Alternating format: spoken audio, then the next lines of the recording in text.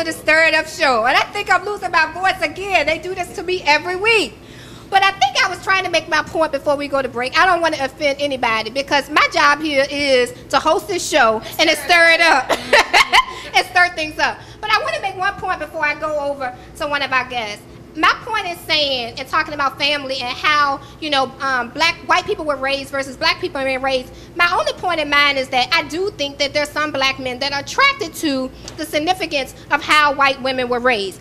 That's my whole point for going down that journey, that sometimes it starts up here before it gets down here. And there's a reason why a black man may be attracted to that. I just think that as growing up, that there are some differences in how we were raised. I'm not saying that's across the board. Because now we got a black president in the office, and him and his wife are raising their kids. So things are changing. So I'm not saying this in a regard to disrespect our race and who we are, but I am important in pointing out my points of views around the topic and why I feel like I feel and why I made the comment that I made.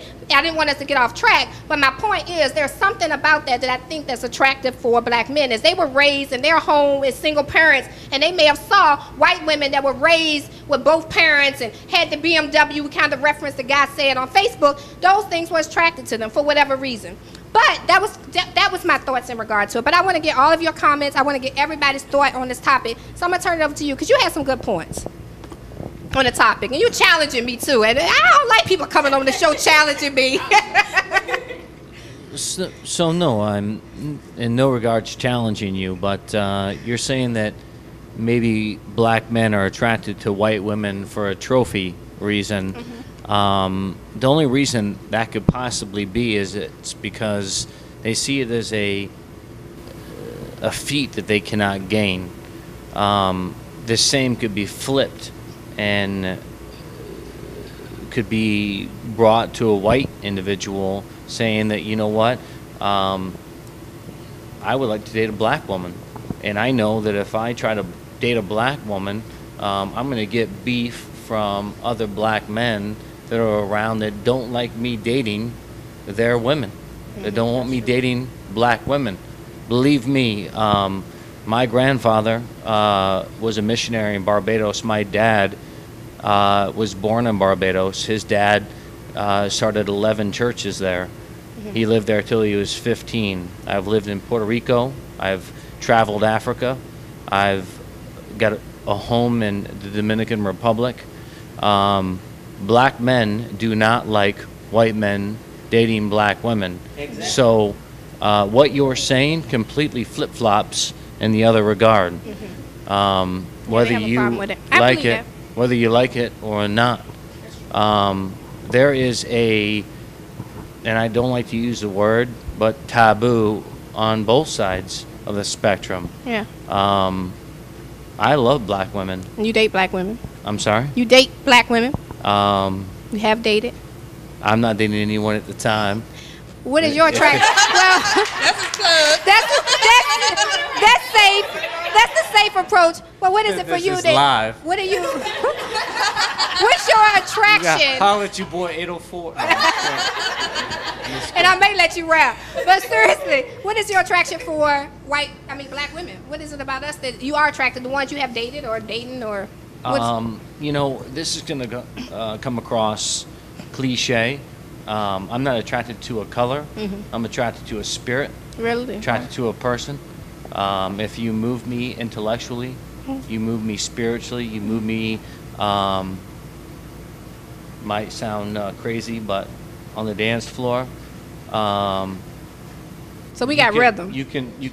I'm just. If you can run with me, then, you know, I don't care if you're, and I'm not going to go into a Bob Dole and start screaming out green and red and blue, stupid colors that don't exist. I don't care if you're black or white, Indian. You know, I'm all about you. Yeah. I don't care. Can I comment on that? Like, my thoughts on that, like, it's like black men aren't supposed to date white women, period. Now, it's like, if you tell a child he can't touch something, he's going to want to touch that more. So the white race, we're not supposed to date or look at their women. So that's like a attraction. We want to date your women, and right, something we can't have. But not saying that we don't find them attractive. Some of the initials like, oh, we can't have them, but we can have them. You can date our women. Why can't we date your women? Well, at some point we have to get past the fact that they're your women and our women. They're just women.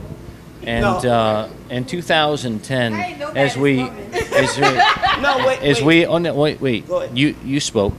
In 2010, as we have seen, as there is a black president and a black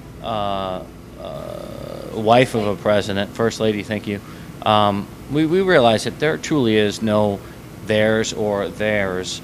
But for some reason, and you know, I don't want to put myself out there or make this uncomfortable, but at some point we got to quit saying that theirs and theirs, because I know that the white friends that I hang out with do not consider the black folk, Afro-Americans, what have you, their folk. They consider them people, friends, other people, associates, acquaintances. But however, I do hear a lot of the difference with Afro-Americans saying the opposite. And I think that there's still a resentment there that is going to, I mean, there was a lot of hurt that transpired a long time ago. Right. I'm familiar with it. I've researched it. I have studied it. And, man, it takes a lot of hurt to make a lot of hurt go away. And man, listen, how many of us have been in broken relationships? Have been in relationships None of us. where we have hurt so much. You know, at some point we have to let go of the hurt in order to move forward. No matter what the hurt is, whether you were abused physically, mentally, you've got to let it go in order to move forward and be a stronger, better person. And I think it goes back to how we're raising our kids. I mean, there may not be so much we can do about our generation. It may not be so much we can do about the generation, you know, below us, because, you know, it's hard to change habits. And it's hard to change, you know, how you were raised and things that, you know, were put in place with you coming up. But I do think we have an opportunity to teach our kids that color doesn't matter. And I think some of us have you know, heard our parents say that, but still the reality is you probably still sat in a room and you heard your parents or people that you know say negative comments about a white person, or a white person saying negative comments about a black person.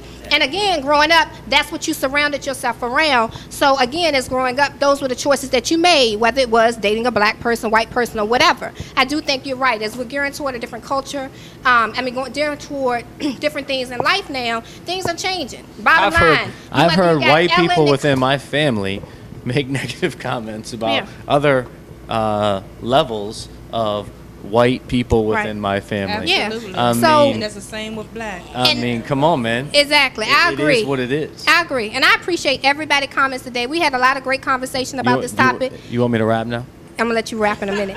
And I do think that there's still a lot of opportunity to talk about this, because I think it goes back to, and that was my point around the show originally, how we raising our kids. You know, we cannot save us old hens and you can't change their ways, who they are.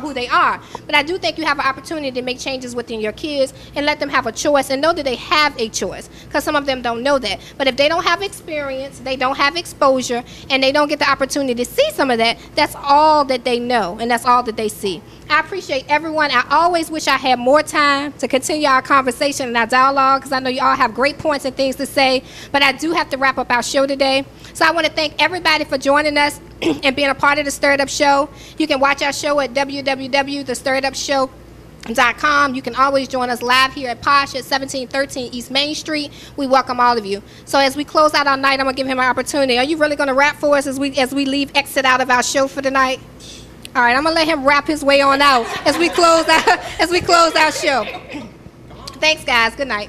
Who the fuck is this paging me at 5:46 in the morning? Crack of dawning, now I'm yawning. Wipe the cold out my eye. See who's this paging me and why? It's my nigga Pop from the barbershop. That nigga needs a gambling spot. Talking about the Thank you so much. Good night.